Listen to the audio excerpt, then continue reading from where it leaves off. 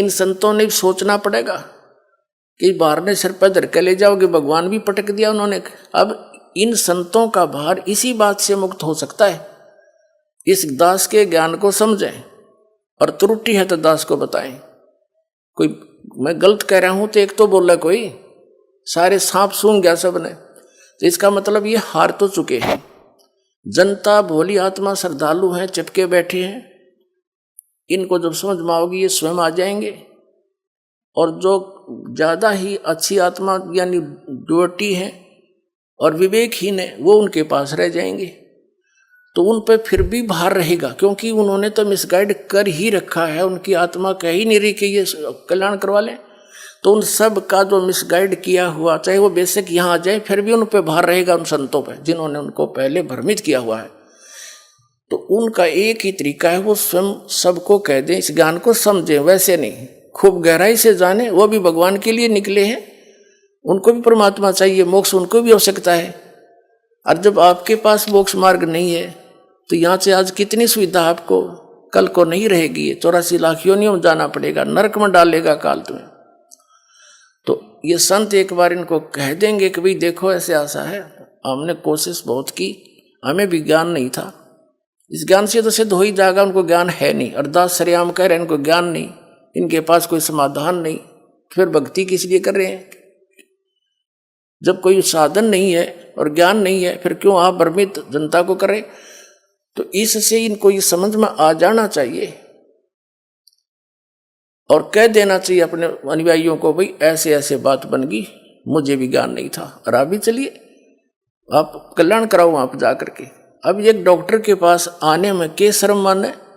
दास doctor है, आपको जन्म मरण का रोग है, परमात्मा ने दास को डॉक्टर बना के भेज दिया, तो सारा विश्व आ जाओ।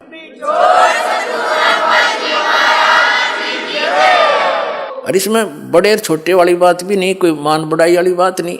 दास एक डॉक्टर है, डॉक्टर को क्या अभिमान है, उसका तो पैसा है, चाहे लाखों जितना भी वो डील कर सकता, सबको कर सकता है। यहाँ तो आध्यात्मिक मार्ग में तो सारा विश्व आ जाओ। ये तो शब्द की शक्ति तो सारे पार हो जाएंगे, और भक्ति करोगे, नियमित रहोगे, थोड़ी सी बात है। और परमात्मा का यथार्थ ज्ञान दास के पास है, संत भी आवे और वही चेले रहेंगे, वही आश्रम होंगे, भक्ति दास के अनुसार करनी पड़ेगी और अपना एक दास बनकर रहना पड़ेगा। संत महंत बनकर नहीं रह सकते, फिर तो आपके कर्म बिगड़े रह जाएंगे। बस इतनी सी बात है, कल्याण हो जाएगा सबका। तो वो भार मुक्त हो सकते हैं।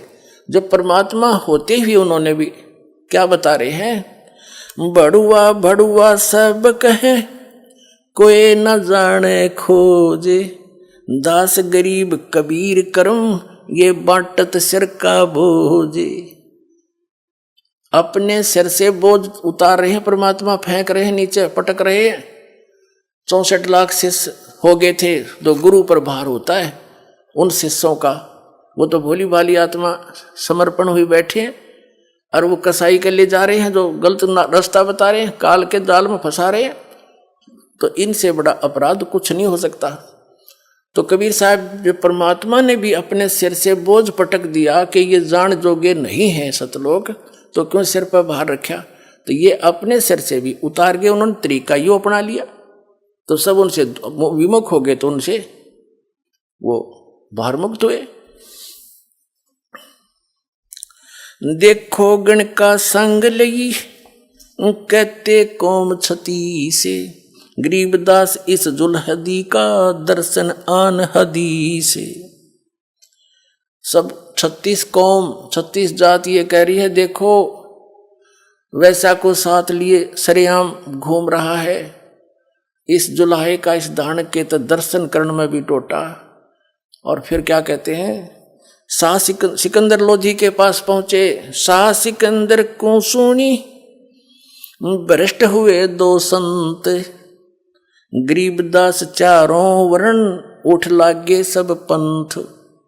यानी सिकंदर लोधी के पास सभी ने जाके बता दिया कि ये 2 संत आदरणीय रविदास साहिब जी, परम पूज्य कबीर परमेश्वर जी के विषय में कहा कि वो 2 भ्रष्ट हो गए, उन्हें सरेआम वैश्यावर्ती करते हाथी पर घूम रहे। 4 वर्ण 60 आश्रम, दोनों दीन खुशहाल, गरीबदास हिंदू तुर्क, पड़ा शहर गल जाल। अब क्या बताते हैं कि सभी के सभी जितने दोनों धर्मों के आचार्य शंकराचार्य पीर गुरु थे, ये सब बड़े खुशी बनाई। आज इसका टंटा कट जाएगा, आज इसको राजा जान से मरवा देगा, फांसी की सजा देगा, इसको दंडित करवाएंगे। शाह सिकंदर कह गए सुन कबले अरदास, गरीबदास तलबा हुई वो पकड़े दोनों दास। आदरणीय गरीबदास साहिब जी बता रहे हैं कि शाह सिकंदर के जब सब लोग गए काशी के इकट्ठे होकर के और उन्होंने अर्ज करी, तब सिकंदर लोधी ने कहा कि लाओ उन दोनों को पकड़ कर। तो वो दोनों पकड़े गए। आदरणीय रविदास साहिब जी, परम पूज्य कबीर परमेश्वर जी। कह कबीर यो क्या किया गणकालीनी संगे, गरीबदास भूले भक्ति ये पड़ा भजन में भंगे। अब सिकंदर लोधी शेष था, पहले तो जो ज्ञान सुन रखा था भगवान का, उसके आधार से बोला कि कहो कबीर यो क्या किया, वैसा ले ली संग और गरीबदास भूले भक्ति। सिकंदर लोधी कह रहा है कि तुम भक्ति भूल गए और आपके पड़ा भजन में भंगे। अब परमेश्वर कबीर जी क्या कहते हैं, सुन सिकंदर बादशाह हमारी अर्ज आवाज, गरीबदास वो राक्षसी जिन ये साजा साज। वो तो जानी जान थे, उन्होंने तो जानबूझ के लीला की थी और एक दास बनकर कह रहे हैं कि हे सुनो सिकंदर बादशाह हमारी अर्ज आवाज, और गरीबदास वो राक्षसी जिन ये साजा साज।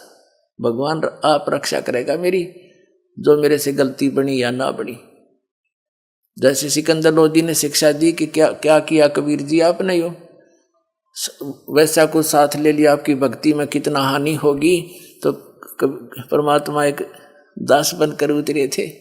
एक दास की लीला, एक हर तरह की लीला वही करके गए हैं जो एक संत ने करनी चाहिए और एक भक्त ने करनी चाहिए और एक अच्छे नागरिक ने किस तरह अपना गुजारा करके जीवन निर्वाह करना चाहिए। और परमात्मा तो छेवत लीला उनकी चल ही रही थी, काशी में बैठ कर पूरे ब्रह्मांडों को घुमा रहे थे और साथ में एक तत्वदर्शी संत वाली भूमिका भी वही कर रहे थे। खरी खरी जो कहते हैं सोई संत कहावे, और जेता मीठा बोलिया तेता संत ना हो। तो परमात्मा जो संत ने सतगुरु ने जो बोलना चाहिए, सच्ची सच्ची कहनी चाहिए, वो परमात्मा कबीर जी ही बोल के गए थे। और जो सच्ची कहता है वही सतगुरु होता है। तो कबीर साहब जी भी ही रियल में सतगुरु और परमात्मा थे ही। तो अब वो सेवादास को दे दी उन्हें सारी सच्ची कहने की, चाहे जो शरीर रहो चाहे ना रहो, उसका संदेशा पूरा पहुंचाऊंगा उसके बच्चों।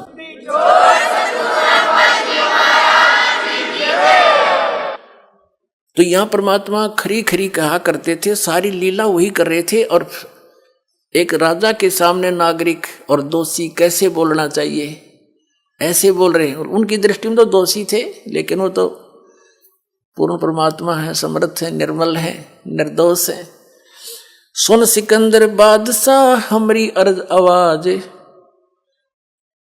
और कबीर साहब की तरफ से गरीबदास जी कह रहे हैं, गरीबदास वो राक्षसी जिन ये साजा साज, कि मेरा तो भगवान मेरी रक्षा करेगा, जो भी मेरे से हुई सो हुई।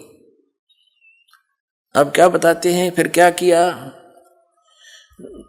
जड़िया तोक जंजीर गल, शाह सिकंदर आप, गरीबदास पद लीने है वो तारी अजप्पा जाप। अब कबीर साहब लीला कर रहे हैं, हमें बता रहे हैं, समझा रहे हैं कि कोई भी आपत्ति आप पर आ जावे, चाहे झूठी या सच्ची, किसी प्रकार से भी आप किसी कर्म से या वैसे किसी की गलती के कारण, तो उस समय परमात्मा के इस अजप्पा जाप जो नाम आपको दे रखा है, इसमें लौ लगा लेना। फिर जो भी होगा परमात्मा आधार से ही होगा। उसमें अन्य किसी का चिंतन नहीं करे। कोई भी आपत्ति के समय अपने मालिक के उस नाम का स्मरण करे जो आपको प्राप्त है। क्या बता रहे हैं, जड़िया तोक जंजीर गल, शाह सिकंदर आप, गरीबदास पद लीने है ये तारी अजप्पा जाप।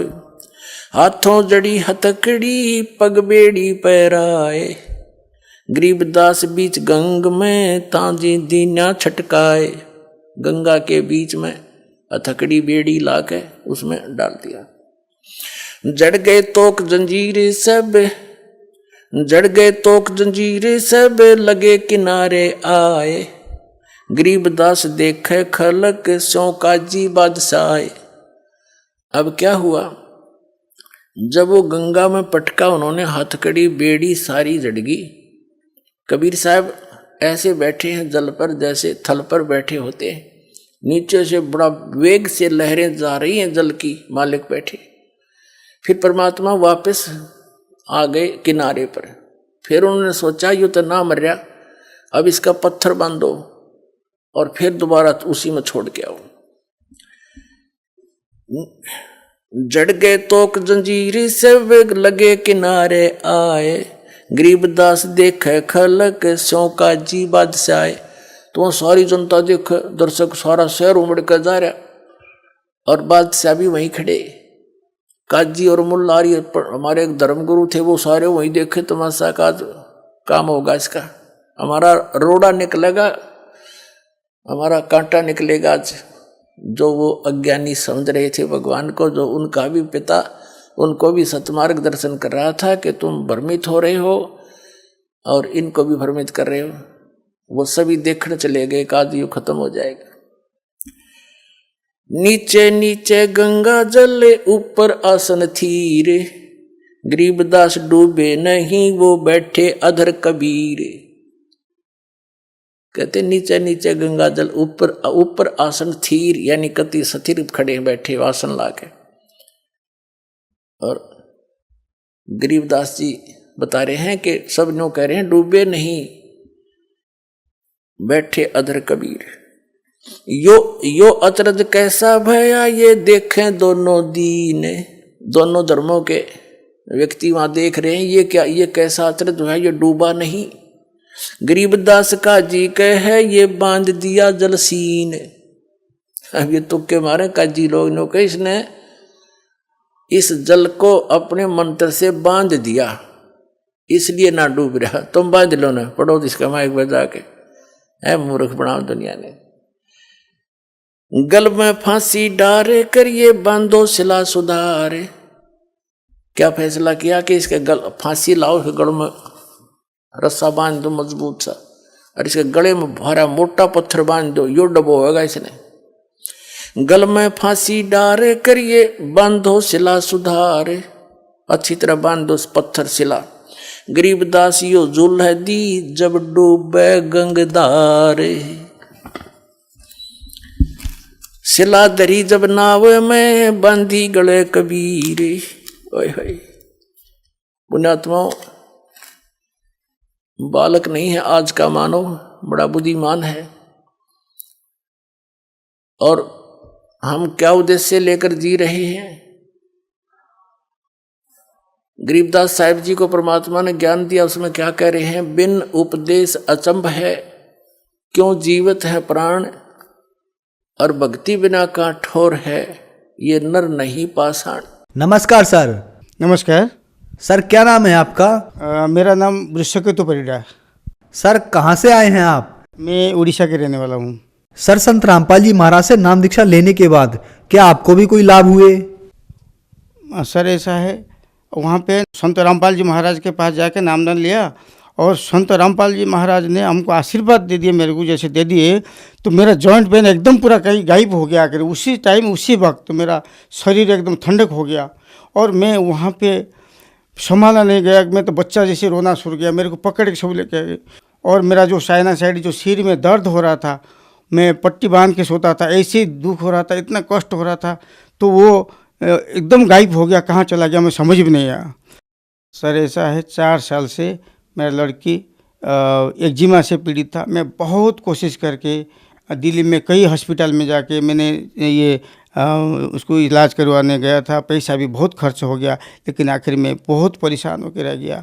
कुछ में रोने के सिवा और कुछ नहीं था, ऐसे ही वो इनका हाथ सड़ रहा था। मैं बहुत परेशान होकर जब गया था वहाँ पे, रामपाल जी महाराज के पास जाके मैं जब आशीर्वाद उन्होंने लड़की ने लिया, तो तभी जाके सारी जितना बीमारी सब तुरंत ठीक हो गए। और मिसेस की ब्लड प्रेशर, जब से मैंने शादी किया था तब से उनका ब्लड प्रेशर था, और उनका संत रामपाल जी महाराज के आशीर्वाद से वो सारी ब्लड प्रेशर पूरा एकदम पूरा नॉर्मल हो गया। और मेरा लड़की ऐसे संत रामपाल जी महाराज के आशीर्वाद से वो एम्स में सेकेंड ईयर होने जा रहा है, पढ़ाई कर रहा है अभी। और उनका परसेंटेज हाई स्कूल में था 99.8%, और एम्स में जो एंट्रेंस दिया था उसमें भी वही परसेंटेज लेकर आ गया। और स्कूल में प्राइज उनके 24,000 मिला था प्राइज। और जो दिल्ली के मुख्यमंत्री केजरीवाल और जो मनीष सिसोदिया वो भी आके आश्चर्य हो गए कि एक सरकारी स्कूल में पढ़ के वो ऐसे टैलेंट है, अंग्रेजी में एकदम इतना बढ़िया स्पीच दे रहे और ऐसे प्राइज ले रहे, ऐसे स्कोर रख रहे, हम उम्मीद नहीं कर सकते। वो फिर गला लगा दिए। ये सब संत रामपाल जी महाराज के आशीर्वाद से सब कुछ हुआ। सर ऐसा है कि और एक बहुत बड़ा चमत्कार है। मेरा पत्नी ब्रेन हैमरेज हो गया और उनको एम्स ले गए थे। एम्स में पूरा मना कर दिया कि ये मर जाएगी, इनको ले जाओ, हमारे यहाँ पे कुछ नहीं हो पाएगा। फिर मैं उसको JB पंत लेके गया, वहाँ पे भी मना कर दिया, नहीं इसको तो मर जाएगा, उसको ले जाओ, यहाँ पे नहीं। मैं आके सीधा रामपाल जी महाराज के उनके आश्रम में फ़ोन करा कि ऐसा ऐसा कंडीशन क्या करूँ। रामपाल जी महाराज ने बोले कि ऐसा है, इनको राम मनोहर लोहिया हॉस्पिटल में ले जाओ, वहाँ पे एडमिट हो जाएगा और ठीक हो जाएगा, परमात्मा साथ में है। तो मैं ये उनकी बात मान के सीधा राम मनोहर लोहिया हॉस्पिटल ले गया। ऐसा कि हुआ कि डॉक्टर भी आगे कोई बात नहीं, यहाँ पे सीट है, सब कुछ है, आप आओ यहाँ पे एडमिट कर। तुरंत एकदम ऐसे हुआ कि सब कुछ एकदम सरल हो गया कि वहाँ पे जाके डॉक्टर बोले कि ठीक है, इसमें एडमिट करके इनको इलाज करो। इलाज करने के बाद ऐसे हुआ कि उनकी बोले कि ये तो बहुत सीरियस है और 48 घंटा होश में नहीं आएगा, ऐसे ऑपरेशन होगा, ये से। चलो कोई बात नहीं, पर जो भी होगा होगा। हम तो रामपाल जी महाराज के ऊपर छोड़ दिए, जो भी होगा वही करेंगे। तो फिर ऐसा हुआ, वो ऑपरेशन जब हुआ, ऑपरेशन होने के 5 मिनट में उनका होश आ गया। और वहाँ पे जो सीनियर डॉक्टर थे उनके तो हैरान हो गए कि ऐसा है, हम तो पहली बार ये पेशेंट को देख रहे हैं जो कि इतना तुरंत होश आ गया। फिर अचानक उनको दर्द महसूस हुआ, फिर उनको ICU में ले गए। ICU में लेके उनका तब तो होश था, दर्द था। तो उसी टाइम में संत रामपाल जी महाराज उनको पूरा हॉस्पिटल में उनके ICU में पूरा दिखाई दिए उनको। वो उनको कह रहे, संत रामपाल जी महाराज कह रहे कि बेटे तेरा उम्र यही इतना था, ये 42 साल तो उम्र था, और तो मैं आज एक्सटेंड करा दिया ये उम्र, कोई दिक्कत नहीं, तो कुछ भी है अब सही हो गया। अब इन डॉक्टर मानो जो परेशान हो रहे हैं उनको जवाब दे दे कि मैं ठीक हूँ। तब मेरी पत्नी ने वो बोला कि ऐसा है कि हाँ डॉक्टर साहब ऐसा है, मैं थोड़ा कुछ स्वप्नों सा देख रहा था, मेरा गुरुजी को मैंने देखा। बोले, वो पूछे कौन गुरुजी है? वो बोले गुरुजी संत रामपाल जी महाराज। वो मेरे से बात कर रहे थे कि तुम्हारा उम्र ख़त्म हो गया था बेटे, तुम्हारा उम्र परमात्मा का कोटे से वो उम्र बढ़ा दिए बेटे, कोई दिक्कत नहीं, उनको बता दो। वही मैं डिस्कशन कर रहा था, इसलिए आपका जो खुजली कर रहे थे मैं कुछ जवाब नहीं दे रहा था। ऐसे ही मेरा पत्नी का उम्र ख़त्म हो गया था, वो नया जिंदगी संत रामपाल जी महाराज ने दिए है। धन्यवाद सर। सर नमस्ते।